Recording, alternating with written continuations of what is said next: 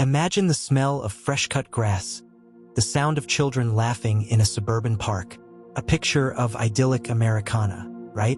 Now imagine that same park, the same street, the same house, but draped in a chilling silence, broken only by the wail of police sirens. This is the story of the profession killer, a shadow that fell over the seemingly peaceful town of U.S. City name. A story that began with a whisper and ended with a scream. Sarah, a bright, ambitious profession in her late 20s, was the first. Her apartment, a cozy haven in the heart of the city, became a crime scene. No forced entry, no signs of struggle, just gone. Vanished. The only clue, a single, meticulously folded origami crane left on her kitchen counter. A bizarre calling card in a sea of unanswered questions. The local police, initially baffled, chalked it up to a missing person case. A theory that held until the discovery of the second victim, Mark, a fellow profession, found in his own home the same origami crane resting beside him. Fear, like a dark, creeping vine, began to strangle the city. The media, hungry for a narrative, dubbed the unknown assailant the profession killer, a moniker that echoed in the hushed conversations of terrified residents. I remember watching the news, the grainy footage of the crime scenes, the interviews with shaken neighbors. The fear was palpable. It wasn't just a story on TV. It was a shadow lurking in our own backyards. We, the viewers, were drawn into the narrative, not as spectators, but as potential witnesses, potential victims. We felt the icy grip of uncertainty, the unsettling realization that evil could reside in the most ordinary places. The police, under immense pressure, scrambled for leads. Their investigation, initially focused on professional rivalries and personal vendettas, hit a wall. There were no common threads, no shared enemies, no logical connections between the victims, aside from their shared profession and the macabre origami signature. It was as if the killer was playing a twisted game, taunting the authorities with their elusive nature. Then came the twist, the moment the narrative shifted, the moment the balance of power tilted. A seemingly insignificant detail, a footnote in a police report, became the key. A local librarian, a quiet, unassuming woman named Emily, noticed a pattern. The origami cranes, she realized, were not random. Each fold, each crease held a specific meaning, a coded message, a language known only to a select few within the profession community. They were not just calling cards, they were a countdown. Emily, driven by a quiet determination, began to decipher the intricate folds. She was an unlikely hero, a silent observer thrust into the heart of a terrifying mystery. Her discovery, shared with a skeptical but desperate detective, changed the course of the investigation. The origami cranes, far from being random, were a morbid calendar, each fold representing a day, each crane marking a victim. The killer was not just murdering, they were orchestrating a ritual, a dark symphony of death. The realization was chilling. The killer wasn't just a random predator, they were methodical, calculating, and driven by a twisted sense of purpose. The city, already gripped by fear, descended into a state of near paralysis. Every profession became a potential target, every shadow a potential threat. The police, armed with Emily's decryption, raced against time, desperately trying to identify the next victim, to stop the killer's macabre countdown. The tension reached its peak when the next victim was identified. Robert, a respected elder in the profession community, a mentor, a pillar of the community. The killer was escalating, targeting not just individuals, but the very heart of the profession community. The message was clear: no one was safe. The final confrontation was a chaotic blur, a desperate race against time. The police, guided by Emily's meticulous analysis, tracked the killer to an abandoned warehouse on the outskirts of the city. The warehouse, a labyrinth of shadows and echoes, became a battleground, a stage for a deadly showdown. The killer, revealed to be a former profession, driven by a deep-seated resentment, a twisted sense of justice, was finally apprehended. The origami cranes, their dark purpose revealed, lay scattered on the floor, a testament to the killer's chilling obsession. Justice was served, The city breathed a collective sigh of relief, but the scars remained. The profession killer's reign of terror had exposed a dark undercurrent, a hidden vulnerability beneath the veneer of normalcy. It was a stark reminder that evil can lurk in the most unexpected places, that the lines between good and evil are often blurred, and that even in the face of overwhelming darkness, hope can emerge from the most unlikely sources. The story of the profession killer is not just a crime story. It's a lesson in resilience, a testament to the power of observation, and a reminder that even the smallest voice can make a difference. It's a story about the fragility of peace, the insidious nature of evil, and the enduring strength of the human spirit. It is a tale of how we are all connected, and how the smallest detail can unravel the largest mystery. But the story doesn't end there. During the investigation, a second set of origami cranes was discovered, hidden within the killer's apartment. These cranes, unlike the others, were made of a rare, iridescent paper, a paper that shimmered with an unsettling, otherworldly glow. Each fold, unlike the previous ones, was sharp, precise, and imbued with an unsettling energy. And within the folds of the final crane, a single word was found, a word that chilled even the most seasoned detective: awakening. What does this mean? Who made these cranes, and for what purpose? We don't know, but we will find out. The word awakening hung in the air like a death knell, a chilling echo of the profession killer's twisted legacy. The iridescent origami cranes, unearthed from the killer's hidden cache, were a puzzle box, a dark riddle wrapped in shimmering paper. They weren't just evidence. They were a warning, a harbinger of something far more sinister than we could have imagined. The city, still reeling from the previous terror, found itself plunged into a new, more unsettling dread. The relief was short-lived, replaced by a gnawing anxiety, a sense that the darkness had merely shifted, not dissipated. The iridescent paper itself was a mystery. It wasn't commercially available, nor was it a known art form. It had a strange, almost ethereal quality, a subtle shimmer that seemed to pulse with an inner light. The forensic team, usually unflappable, were visibly disturbed by its presence. They described it as cold, unnatural, and deeply unsettling. The paper, it seemed, wasn't just a material. It was a conduit, a vessel for something else. Emily, the librarian who had cracked the killer's code, found herself drawn back into the investigation. The iridescent cranes, with their alien folds and unsettling energy, sparked a deep unease within her. She recognized a pattern, a subtle shift in the origami style, a complexity that hinted at a deeper, more ancient knowledge. She began to delve into obscure texts, forgotten folklore, and whispered legends, searching for a connection, a clue to the paper's origin and the meaning of awakening. Her research led her to a hidden society, a clandestine group known only as the Folders, a group with a history that stretched back centuries. They were rumored to possess a deep understanding of origami, not just as an art form, but as a language, a tool for manipulating reality. The iridescent paper, she discovered, was their signature, a material imbued with their collective energy, their shared intent. The word awakening, she realized, wasn't a threat. It was a ritual, a summoning. The realization sent a shiver down her spine. The profession killer, she suspected, wasn't acting alone. He was a pawn, a conduit for a much larger, more malevolent force. The iridescent cranes were a key, a tool for unlocking something ancient, something that had been dormant for centuries. The city, she realized, wasn't just a crime scene. It was a stage, a focal point for a ritual that was about to unfold. The police, initially skeptical of Emily's theories, began to see the pattern. The killer's victims, they realized, weren't random. They were chosen, carefully selected, each one possessing a unique energy, a specific resonance that was essential for the ritual. The profession killer wasn't just a murderer. He was a collector, a gatherer of souls, a conductor of a dark symphony. The tension escalated as the ritual's timeline became clear.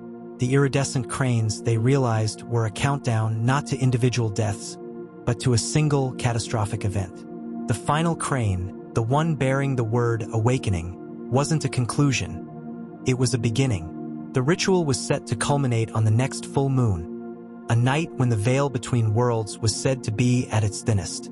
A new victim was identified, a seemingly innocuous art curator, known for their collection of ancient artifacts.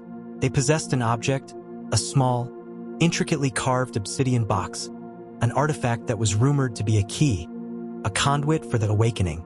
The folders, it seemed, were not just manipulating reality. They were trying to open a door, a gateway to something unknown, something terrifying. The city, already on edge, descended into a state of panic. The police, now working with Emily, raced against time, trying to locate the obsidian box to stop the ritual before it could begin. The art curator, oblivious to the danger, became a focal point, a target for a force far beyond their comprehension. The final confrontation took place in the city's museum, a place of history and culture, now transformed into a battleground. The folders, revealed to be a hidden sect of the profession community, emerged from the shadows, their faces obscured by intricate origami masks. They moved with an unsettling grace, their movements precise, their intent unwavering. The obsidian box, glowing with an eerie light, pulsed with an energy that filled the room, a sense of ancient power that made the air crackle. Emily, armed with her knowledge of origami and her unwavering determination, confronted the folders, attempting to disrupt their ritual. The police, caught in the crossfire, struggled to contain the chaos, to stop a force they couldn't comprehend. The ritual began, the obsidian box pulsed, and the air shimmered, a portal opening, a gateway to something. Just as the portal reached its peak, a twist occurred. One of the folders, a young woman named Anya, broke ranks. She was a descendant of the original folders, but she had seen the darkness in their intent, the corruption that had twisted their purpose. She revealed that the awakening was not meant to bring enlightenment, but to unleash a being of immense power, a being that would consume the city and then the world. She used her knowledge of the folds to try and reverse the ritual, but it was too late. The portal was open. From the swirling vortex, a single obsidian eye opened, staring out at the chaos, at the city, at us, the viewers. A low, guttural growl echoed from the portal, a sound that resonated deep within our bones, a sound that spoke of ancient hunger and infinite power. The eye blinked, and a single tear of obsidian fell, hitting the museum floor. And where the tear landed, the floor began to change. It began to turn into a black, reflective substance. And from that substance, we saw shadows, moving, reaching, and forming into something. The obsidian tear, a single drop of darkness, had shattered the illusion of reality. The museum floor, once a solid foundation of marble and tile, morphed into a reflective, obsidian pool, a mirror to a nightmare. The shadows that writhed within its depths were not mere phantoms. They were tendrils, extensions of something vast and malevolent, something that had been waiting, dormant, for centuries. The guttural growl, the obsidian eye, the shifting reality. It was a sensory assault, a violation of everything we understood about the natural world. This was not a crime. It was an invasion.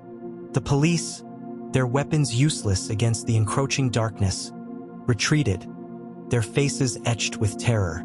Anya, the rogue folder, her eyes filled with a desperate resolve, attempted to close the portal, her fingers moving with frantic precision, her voice chanting ancient verses. But the obsidian eye, now fully open, pulsed with an unholy light, its gaze locking onto her, its power overwhelming her efforts. The tendrils from the obsidian pool reached out, grasping at her, pulling her towards the swirling vortex. Emily, witnessing the unfolding horror, felt a surge of adrenaline, a primal instinct to fight, to protect. She realized that the obsidian box wasn't just a key. It was a focal point, a conduit for the entity's power. If they could disrupt the box, they could disrupt the ritual, they could sever the connection. But the box was now encased in a swirling vortex of energy, protected by the entity's tendrils. The museum, once a bastion of culture, transformed into a twisted reflection of the entity's realm. The ancient artifacts, imbued with the energy of countless civilizations, began to vibrate, to resonate with the entity's presence. Statues moved, paintings shifted, and the very air thrummed with an alien energy. The entity was not just entering their world. It was reshaping it, rewriting the rules of reality.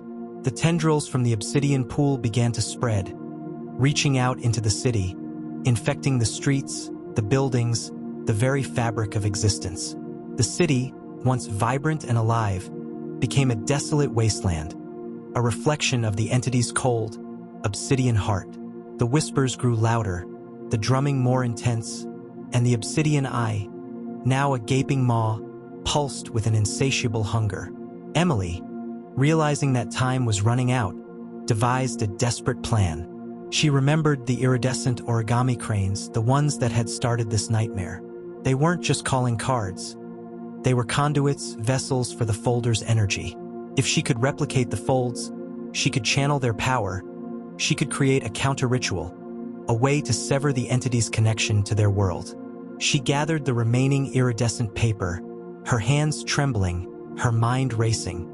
She remembered the patterns, the sequences, the hidden meanings within the folds. She worked feverishly, her fingers moving with a speed and precision she didn't know she possessed.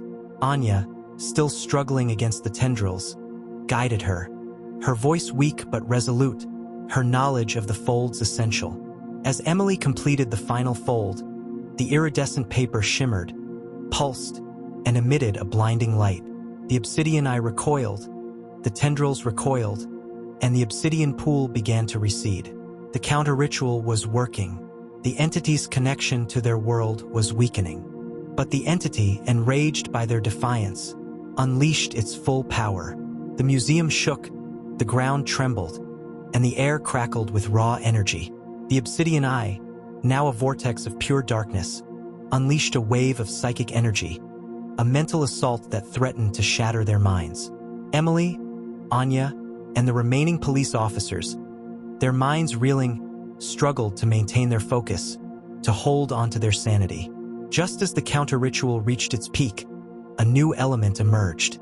The ancient artifacts, resonating with the entity's energy, began to fight back. They pulsed with a counter-frequency, a harmonic resonance that disrupted the entity's psychic assault. The statues, the paintings, the very stones of the museum became weapons, conduits for a collective resistance.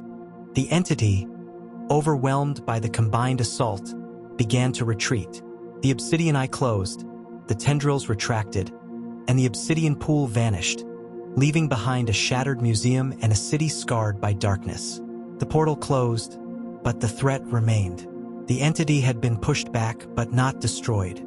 It was waiting, gathering its strength, preparing for its next assault. As the dust settled, Emily and Anya surveyed the damage, their faces etched with exhaustion and grim determination. They knew that this was not the end, but a temporary reprieve. The entity was still out there, lurking in the shadows, waiting for its moment to return. And they knew, with a chilling certainty, that it would return. Anya then showed Emily a final set of folds she had seen within the entity's portal. A fold that showed a map of the United States. And on that map, one city was glowing with a dark energy. A city that had been untouched thus far. A city that was about to become the epicenter of the next phase of the awakening. The city was Las Vegas. Las Vegas, the city of lights, the entertainment capital of the world. A place where dreams are made and fortunes are won. But beneath the glittering facade, a darkness was stirring, a malevolent energy that pulsed with the entity's presence. The map Anya showed us wasn't just a warning. It was a target, a focal point for the entity's next phase of the awakening. The entity wasn't just seeking power. It was seeking a gateway, a nexus of human desire and excess, a place where its influence could spread like a virus, corrupting the very fabric of reality. The energy radiating from Las Vegas was different, more intense, more insidious than anything we had encountered before. It wasn't just a physical presence. It was a psychic resonance, a distortion of the city's inherent energy. The casinos, the hotels, the very streets pulsed with a dark, seductive power, a siren call to the entity's influence. The city, unknowingly, was becoming a conduit, a vessel for its dark design.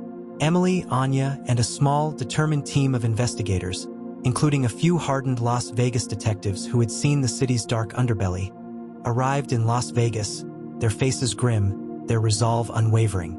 They knew they were walking into a lion's den, a place where the entity's power was at its peak. Their mission: to disrupt the entity's influence, to sever its connection to the city, and to close the gateway before it could fully open. The entity's influence was subtle, insidious.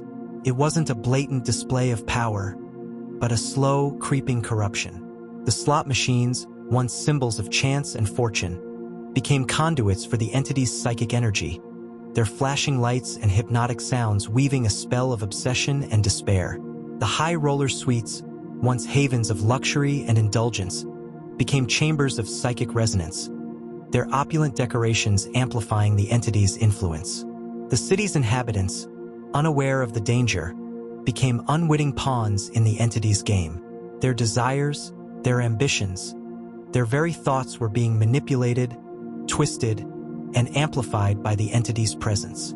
The city, once a symbol of human ambition, was becoming a breeding ground for dark desires, a place where the entity could feed on the collective energy of its inhabitants.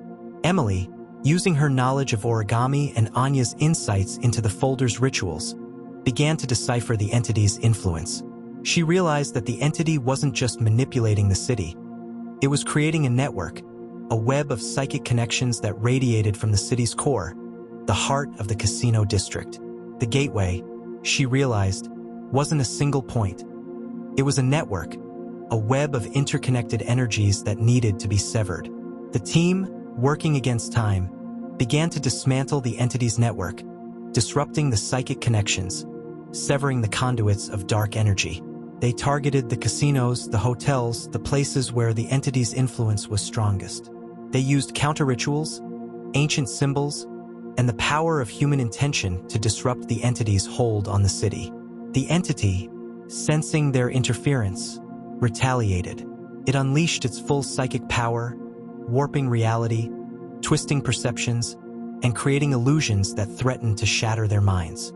The city became a labyrinth of distorted realities, a place where the lines between illusion and reality blurred, where the very fabric of existence seemed to unravel.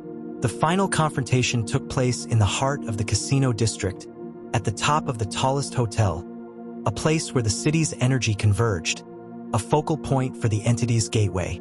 The entity, now fully manifested, took the form of a towering obsidian figure, its eyes glowing with malevolent energy, its voice a chorus of distorted whispers. It was a manifestation of human desire, twisted and corrupted by ancient darkness. Emily, Anya, and the team, their minds reeling, their bodies exhausted, stood against the entity, their resolve fueled by the knowledge that the fate of the city, and perhaps the world, rested on their shoulders. They used the iridescent origami, now imbued with the collective energy of their resistance, to create a final counter-ritual, a harmonic resonance that would sever the entity's connection to their world. The ritual began, the iridescent paper shimmering, pulsing, and emitting a blinding light. The entity roared, its obsidian form trembling, its power waning. The city, once a conduit for its dark desires, began to resonate with the counter-ritual, its energy shifting, its influence fading. The gateway, the network of psychic connections, began to collapse. The entity, weakened and desperate, unleashed its final attack, a wave of psychic energy that threatened to consume them all. But the team, fueled by their collective will, their shared purpose, channeled the city's energy, the energy of human resilience, into the counter-ritual. The harmonic resonance amplified, shattering the entity's hold, severing its connection to their world. The entity screamed, its obsidian form dissolving into a cloud of dark energy, its whispers fading into silence. The gateway closed, the network of psychic connections collapsed, and the city, freed from the entity's influence, returned to its natural state. The lights of Las Vegas, once distorted by dark energy, now shimmered with a renewed vibrancy, a symbol of human resilience. The threat was over. The entity had been banished, its influence severed, its gateway closed. The city, scarred but not broken, had survived. But the experience had left a deep impression, a chilling reminder of the darkness that lurked beneath the surface, the ancient forces that sought to corrupt and consume. Emily, Anya, and the team, their faces etched with exhaustion and relief, knew that their work was not over. The entity was gone, but the knowledge of its existence, the awareness of the ancient powers that lay dormant, remained.